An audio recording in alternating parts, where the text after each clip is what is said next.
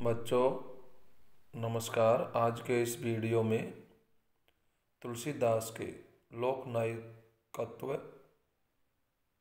व उनकी समन्वय भावना क्या है, इसके बारे में इस वीडियो के माध्यम से आप लोगों से चर्चा करेंगे। गोस्वामी तुलसीदास जी महाकवि और राम के अनन्य भक्त के रूप में प्रसिद्ध है। इन दो रूपों के अतिरिक्त भारतीय समाज यह अनुभव करता है कि आज हिंदू संस्कृति का जो रूप विद्यमान है, जनता में जो अच्छे संस्कार है, वे तुलसीदास जी की देन है। इनसे भी यह प्रतीत होता है कि प्रत्यक्ष और अप्रत्यक्ष रूप से समाज उन्हें लोकनायक मानता है। इनके संबंध में कहा गया है कि इनको कविता में व्यक्तिगत साधना के साथ साथ लोक धर्म को अत्यंत उज्जवल छटा वर्तमान है। तुलसीदास जी के लोकनायक होने का कारण यह है कि उन्होंने जीवन के हर क्षेत्र में समन्वय स्थापित किया। हमें तुलसीदास के रामचरितमानस ग्रंथ में समाज के हर क्षेत्र की जानकारी मिलती है। जैसे राजा का प्रजा के साथ, स्वामी का सेवक के साथ, एक जाति का दूसरी जाति के वालों के साथ, एक धर्म वालों का दूसरे धर्म वालों के साथ कैसा व्यवहार होना चाहिए, ये हमें रामचरितमानस में सीखने को मिल जाता है। यहाँ तक कि व्यक्ति का शत्रु के साथ, मित्र के साथ, राजा का दूत के साथ और गुरु और शिष्य का परस्पर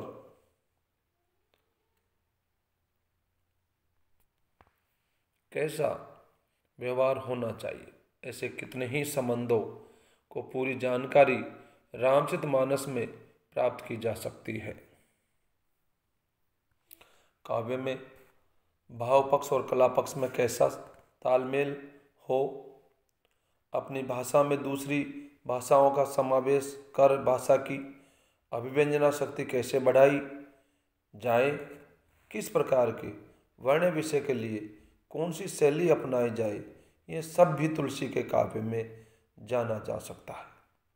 इतने अधिक संबंधों का निर्वाह किसी एक कवि के काव्य में नहीं मिलता। इसी कारण तुलसीदास जी सबसे बड़े लोकनायक कहलाते हैं। पारिवारिक क्षेत्र में भी उनका बहुत बड़ा नेतृत्व रहा है। समाज और राष्ट्र की उन्नति के लिए परिवार में सुख शांति आवश्यक है। यदि राम ने माता पिता की आज्ञा न मानी होती तो उनके परिवार में झगड़े होते। तुलसी ने राम के परिवार द्वारा वचन पालन, त्याग, बड़ों का सम्मान, आपसी सद्भाव का आदर्श रखा है। उन्होंने घर के और राज्य के मुखिया का भी आदर्श इस रूप में समझाया है। मुखिया मुख सो चाहिए, खान पान को एक, पाले पोसे सकल अंग, तुलसी सहित विवेक। बड़ों की आज्ञा पालन और त्याग के आदर्श का पालन करने के कारण राम का परिवार भारतीय समाज के लिए आदर्श बन गया। भाई भाई का आपसी व्यवहार, भाभी के प्रति देवर का व्यवहार, नौकर का मालिक के प्रति व्यवहार, ये सब तुलसी द्वारा वर्णित राम के परिवार का से सीखा जा सकता है। आज भारतीय समाज में जो कुछ अच्छे संस्कार विद्यमान है, वे तुलसीदास द्वारा प्रतिष्ठित आदर्श की देन है। सामाजिक क्षेत्र में भी उनका योगदान रहा है। तुलसीदास जी का काव्य समाज का आदर्श रूप प्रस्तुत करने वाला है। इस कारण तुलसी समाज का नेतृत्व करने वाले कहे जाएंगे, समाज के नायक कहे जाएंगे। वनवासी लोग राम का अतिथि सत्कार करने में अपने सौभाग्य समझते हैं। राम भी उनके प्रति स्नेहपूर्ण व्यवहार करते हैं, उन्हें गले लगाते हैं। वन में जो ऋषि मुनियों का सम्मान करते हैं, राजपुत्र जानकर वन के वानर आदि भी उनकी सहायता करते हैं। कैसा आपसी विश्वास और सहयोग का आदर्श तुलसीदास जी ने प्रस्तुत किया है। वन से लौटने के लिए गए वे भरत को राम समझा बुझाकर कर्तव्य निर्वाह की शिक्षा देते हैं। राम का सुग्रीव, केवट, निषाद, विभीषण, सबरी के प्रति व्यवहार भी आदर्श है, जिसमें जाति पाति का कोई बंधन नहीं है। वह मनुष्य के गुणों को, व्यवहार को महत्व दिया जाता है। विभीषण के माध्यम से शरणागत की रक्षा का आदर्श प्रस्तुत किया गया है। धार्मिक क्षेत्र में भी तुलसीदास जी का योगदान दर्शनीय है। तुलसीदास जी के समय जिस प्रकार जातियों के आधार पर समाज विशृंखलित था, ऊंच नीच की भावना थी, उसी प्रकार धर्म को लेकर समाज में बहुत संकट था। कुछ लोग निराकार के और कुछ साकार के उपासक थे। हिंदुओं में वैष्णव, शैव, शाक्त और आदि संप्रदाय थे। लोग धर्म का मर्म भुलाकर धार्मिक आडंबरों में उलझे हुए थे। तुलसीदास जी ने निराकार और साकार का भेद मिटाया और दोनों को ही उचित बताया। उनके इस मत का क्या विरोध हो सकता है। उन्होंने अपनी बात के समर्थन के लिए नाना पुराण निगमागम यत्कवदिन्तयोतपि कहकर शास्त्रों के प्रमाण प्रस्तुत किए और जनता को बतलाना चाहा कि ईश्वर एक है, निराकार और साकार में भेद नहीं है। उन्होंने यह नहीं कहा कि ईश्वर प्राप्त करने के लिए सन्यासी होना जरूरी है। इन्हीं बातों के संबंध में तुलसी के कथन इस प्रकार है कि जो जन रूखे विषम रस चिकने राम स्नेह, तुलसी ते प्रिय राम के कानन बसई की गेह।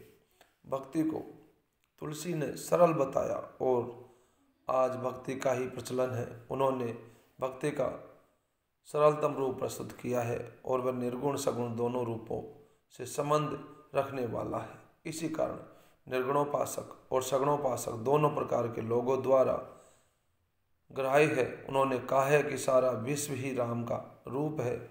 विश्व रूप रघुवंशमणि, यदि कोई और कुछ न कर सके तो राम का नाम ही रट ले, इससे भी कल्याण हो सकता है, क्योंकि नाम स्मरण से भक्ति उत्पन्न हो जाती है और भक्ति से ज्ञान वैराग्य स्वतः आ जाते हैं। उन्होंने कहा कि कलयुग केवल नाम आधारा, ब्रह्मा राम ते नाम बड़। तुलसीदास ने जो कुछ कहा वह भारतीय संस्कृति की मान्यताओं के अनुरूप है।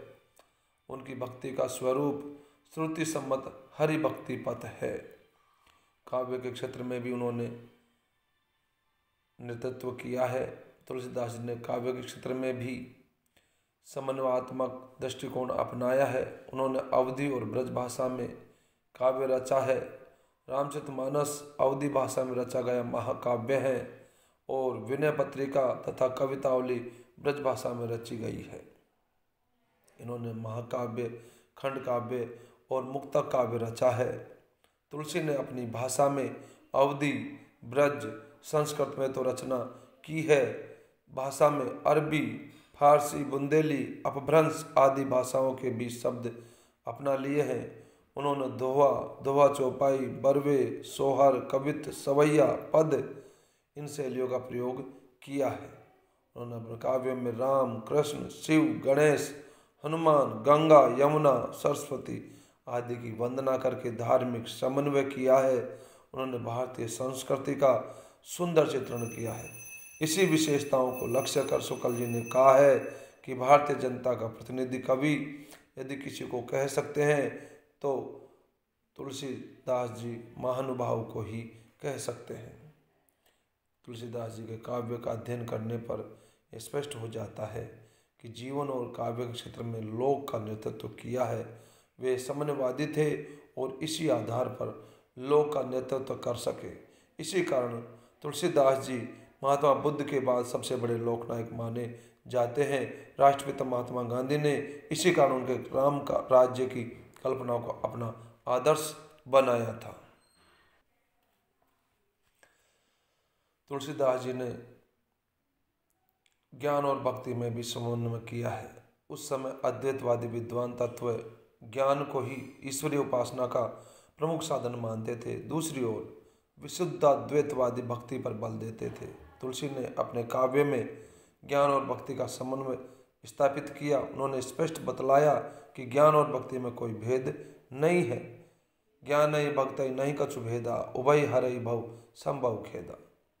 भक्ति काल की ज्ञानाश्री शाखा के कवियों और संतों ने निर्गुण ब्रह्म की उपासना को सर्वश्रेष्ठ बतलाया। कबीर ने जीवात्मा में ही निर्गुण निराकार परमात्मा का निवास बतलाया तथा रहस्यवादी साधना पद्धति का प्रतिपादन किया। सूरदास आदि ने सगुणोपासना का समर्थन किया और अपने आराध्य के सगुण साकार मूर्ति स्वरूप तथा दिव्य कृति का वर्णन करते हुए अपने काव्य में ही प्रमुखता प्रदान की। तुलसी ने इन दोनों मतवादों में समन्वय स्थापित करते हुए बतलाया कि दोनों ही परम सत्ता के दो रूप है।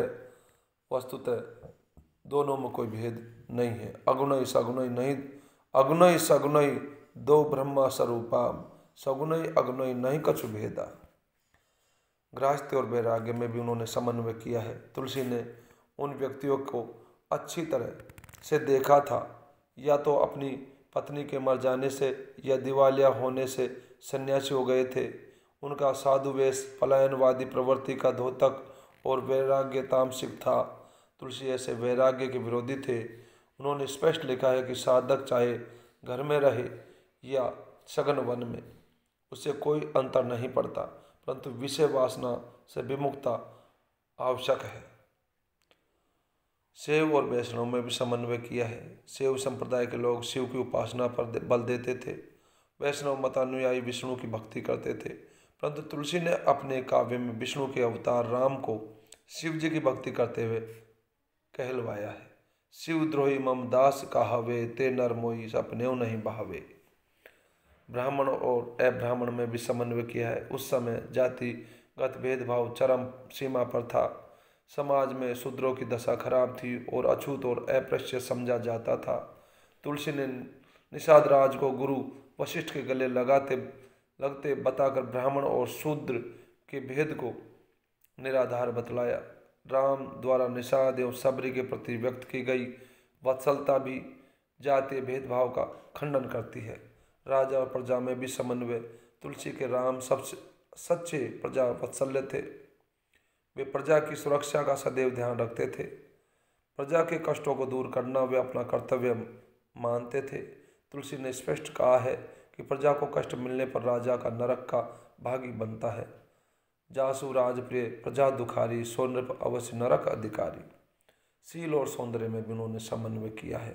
तुलसी ने अपने आराध्य राम के व्यक्तित्व में इन दोनों गुणों का समन्वय स्थापित किया है। उनके काव्य में सौंदर्य का चित्रण अनेक स्थलों पर किया गया है। श्याम गौर किमि कहो बखानी, गिरा अनय नयन नयन बिनु बानी। तुलसीदास का समग्र काव्य राम के शील अर्थात विनम्र मर्यादित आचरण के उल्लेख से व्याप्त है। वे माता पिता भाई मित्र आदि सभी के प्रति अति विनम्र रहते हैं और सामान्य जनों से भी उतना ही स्नेह रखते हैं। राम के शील और भ्रातृ स्नेह के अनेक मार्मिक प्रसंग तुलसी के काव्य में मिलते हैं। भाषा और शैली का संबंध। तुलसी ने अब अवधी और ब्रज दोनों भाषाओं में काव्य रचना की है। रामचरितमानस में उन्होंने अवधी के साथ साथ कई स्थानों पर संस्कृत भाषा का भी प्रयोग किया है। इस प्रकार उन्होंने भाषागत समन्वय का प्रयास किया।